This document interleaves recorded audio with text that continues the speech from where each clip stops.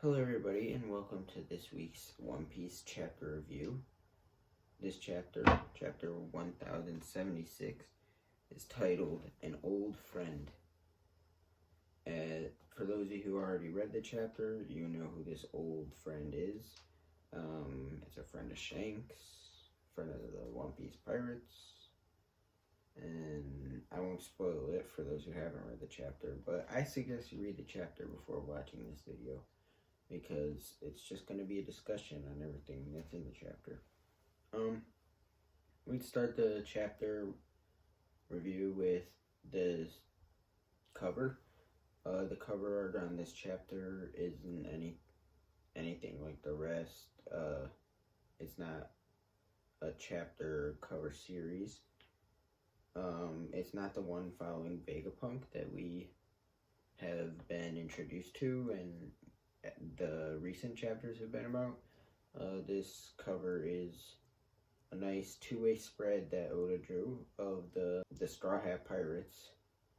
That they look like kind of in a modern setting, like on a sunny day, and they're all wearing cool clothes. It's pretty cool, and it also has like the lettering of One Piece looks like reminiscent of Friends or like other like sitcoms from the 90s. It has that type of style to it. Robin specifically looks really good in this cover. So let's get into the chapter. So first we're introduced, we pick up right where we left off with Kuma and Mihawk Seraphims.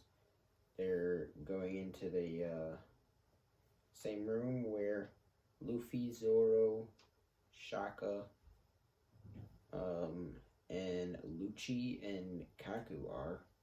Lucci and Kaku might possibly team up with the Straw Hats. They do in this chapter, but we can't assume yet how far that's gonna go.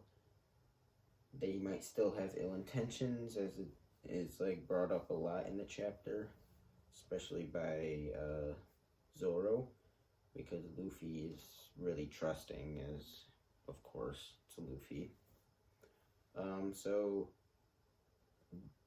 Kaku and Lucci are still handcuffed though, so they can't fight at full power yet. So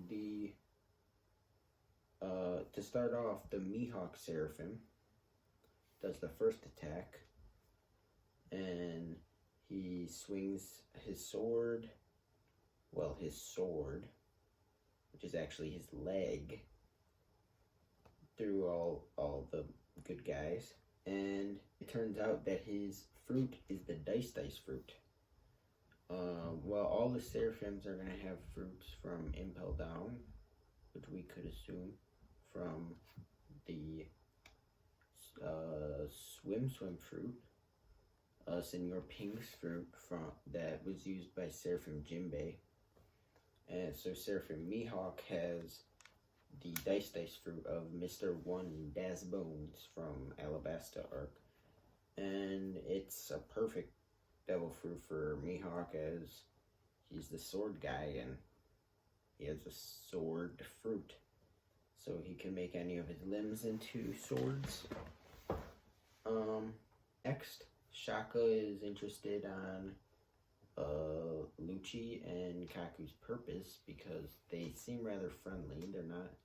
They seem willing to team up with the Straw Hats. So Shaka asks Lucci straight up what purpose is. And he says the elimination of the 7 Vegapunks, just straight up, without hesitation, which goes to show that he is already kind of disbanded from the world government. He's not really caring anymore about what he says, as shown earlier on the boat many chapters ago, when he just didn't care about talking about the Leloucia Kingdom, even though they're supposed to keep it a secret. That's the whole point of CP0. So Kaku is angry that Lucci would just straight up say what their whole entire purpose is. And they also get into an argument about Stussy because Shaka also asks about Stussy, and again, Lucci just blabs on all his information, which Kaku gets angry at. But all this argument is disrupted by Nami's scream. All of them hear Nami's signature Kya. So they go to take off the handcuffs. Shaka gives them the key to undo Lucci and Kaku. And Luffy is going to do it because he's a good person, of course, but he actually shows some character development as Luffy shows doubt for once. He is actually thinking ahead, and if Lucci and Kaku are going to betray him after he frees them, which Lucci gets mad at. He just wants to be free already. While they're doing all this, in the background, Seraphim Kuma is building up one of his Ursus shocks, and he's doing it in his hand. It starts small, but as soon as the handcuffs get taken out of Lucci and Kaku, he releases the shock and it blows up the whole building pretty much. It goes to show the power of these Seraphims, as they're probably even more powerful than the warlords themselves. And then straight away after that, Luffy goes into Gear 4th, and Lucci goes into his hybrid mode. It's strange because earlier in the arc, Luffy went straight into Gear 5 after being confronted, but now he's going into Gear 4th. Maybe it's because he doesn't present Seraphim Kuma as that big of a threat, or maybe because, well, probably because he's exhausted. He uses Kong Gun, and Lucci uses 6 King Pistol, which they are using combo moves, which is shocking because they were enemies before this chapter, pretty much, and now they're working together to beat Kuma. Meanwhile, Kaku and Zoro are also using combo moves to beat Mihawk, and the combo moves are really powerful as they send Seraphim Kuma and Seraphim Mihawk flying into the wall, breaking the whole wall, a typical anime thing. But anyway, then it cuts to a new scene where we're in the underground sections of the lab and Egghead, and we're at like a prison. It's like a weird futuristic prison, and here is where all the old Cypher Pole agents are being kept. The Cypher Pole agents, it was said that they were like CP5, CP7, and CP8 ships were all being sent to Egghead, but they all disappeared, and this is where all of them are being held. It says they've been here for 2 months without a good meal. So clearly the Vegapunks, the 7 Vegapunks, or whoever is keeping them in this prison, isn't treating them very nicely, as they are clearly starving and look on the glimpse of death. But surprisingly, it isn't the Stella Vegapunk himself, the main guy, who is doing all this, because he is in there himself. It cuts to Vegapunk, who's in handcuffs in the prison, and he is tired. So someone has gone against Vegapunk and is kind of a traitor. Maybe it's one of the bodies, or maybe it's someone else entirely. But my prediction is that it's one of the bodies, since who else could have the capabilities of keeping everyone in this prison on Egghead? Also, as we finish the scene, it's again the radio of the Marines, and it's talking about how G9 has sent over 100 ships to Egghead, which I think is bigger than what the Buster Call was. It seems bigger. So if the Straw Hats don't leave the island now, it could get hectic, because, Kizaru is among the people on those ships. But then the scene ends, and we cut to a new scene to end the chapter, and this scene is on Elbaf. We saw Kidd go to Elbaf a couple chapters ago, but we didn't know anything about what was going to happen there. And now we get some answers. So, it starts off at a bar on the port in Elbaf. And it's a giant bar, but there's some normal-sized people in it because it's the Shanks pirates that are there. And then there's this scene that resembles Luffy's backstory, where there's this kid and he's hanging out with all the red hair pirates and Shanks himself, and he's begging to join them, but Shanks turns him down because he's not ready, of course, which he did to Luffy, but Luffy was lucky enough to eat the devil fruit. Maybe that had something to do with Luffy eating the gum gum fruit, which is actually the human fruit model Nika. And Shanks receives news from one of his pirates that the Kid pirates are challenging, and they're taking out a bunch of underlings and the red hair pirates. And so Shanks himself is going to get involved, and he brings in all his commanders along, and they're gonna go confront the Kid pirates who are trying to confront them. And it's not only the commanders that he brings along, he also, since he's on Elbaf, consults giants to help out, and these giants are none other than Dory and Bragi from Little Garden.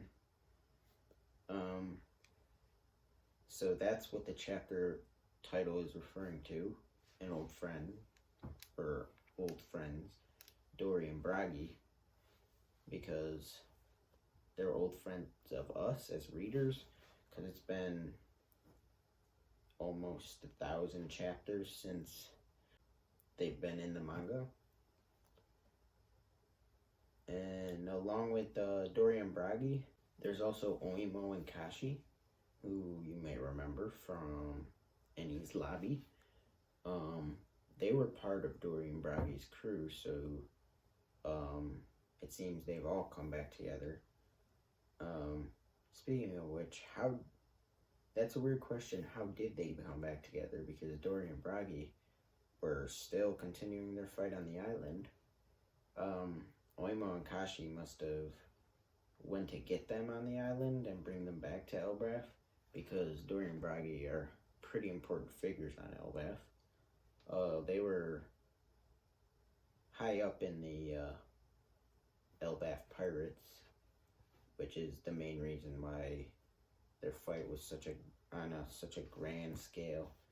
And then there's this double-page spread of Shanks and his commanders and the giants that they're with. And Shanks says for one of his men to relay to Kidd that, I'll quote him, "Do you really want to fight me now, or will you leave your road poneglyphs behind and disappear?" So, of course, Shanks is going to beat the Kid pirates, because he's a Yonko after all. But it's interesting that he wants him to leave his royal poneglyphs, because I don't think Shanks is after the One Piece. I don't think Shanks is after the One Piece, but he did say that he was gonna go get the One Piece for himself after Wano. But I feel like this is just a front for him to actually collect the royal poneglyphs for Luffy, because he wants to help Luffy on his way.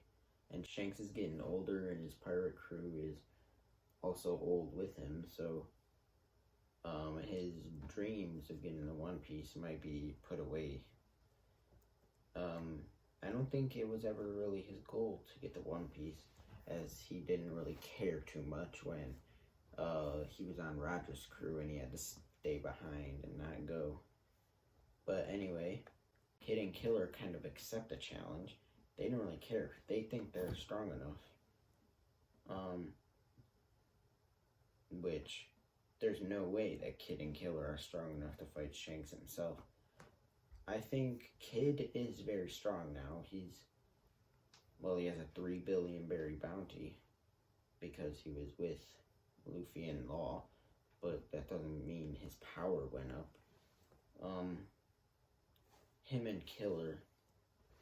Killer, and Law took out Big Mom, but that was a lot of Law, and without Law, just him and Killer, there's no way they could take on Shanks, let alone Shanks' whole crew. Because there's no one notable really on the Kid Pirates other than those two. And so, but they're gonna fight either way, and he doesn't care that he doesn't care that he's gonna lose more than an arm now. He's probably gonna die, but he's gonna fight anyway. And the final part of the scene is just all the people on Elbaf excited and ready for Shanks to go fight and protect the island, because Shanks, as it was kind of obvious with his Viking theme, that he would be related to Elbaf in some way. So it seems he's very friendly with the island. Maybe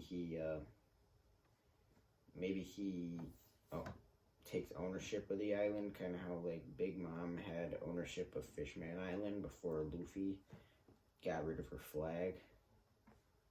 And they are ready to fight after the break next week. Yeah, but Shanks is looking all stoic and ready for battle, while Kid is revving himself up because that's just his personality. But I still don't think that Kid will have any fighting chance against Shanks and his crew. Not even just Shanks and his crew. Shanks, his crew, and the giants of Elbaf. So, oh yeah, I was using my iPad because I have the chapter pulled up to get information from. That's kind of how Tekking does it. He has the chapter pulled up and he just talks about it. I'm obviously not as good of a talker as Tekking, and I can't blabble on for an hour about One Piece. This video will probably be 10 to 15 minutes. But yeah, so there were a lot of big news this chapter, kind of like every other One Piece chapter nowadays. Every One Piece chapter is just hit after hit, because now that we're nearing the final arc, or we're in the final saga, Oda has to just drop revelation after revelation. I thank Oda for giving us all these great chapters. So the next chapter, 2 weeks from now, chapter 1077, I will try to also make a video on. I might also cover other manga chapters that come out in the next week or so. In the meantime, I was thinking of making a video on JoJo Lands, because that chapter is, of course, jam-packed, and there's so much to talk about since it's the first chapter of part 9. But it's a One Piece video, so I'll stick to it. stick to talking about One Piece. It was a good chapter, but I'm still waiting to get back to that Law Blackbeard situation because they blue balled us with that fight. They didn't show us anything with it. This is just Oda's style to just give us all these revelations and not follow up on them. Like another one I could think of is the Garp one, where Garp is gonna go out and fight. But anyway, all these different elements and different storylines building up will make one hell of a final saga. So thank you all for watching this video discussing the chapter 1076 of One Piece, and I will see you all in the next one.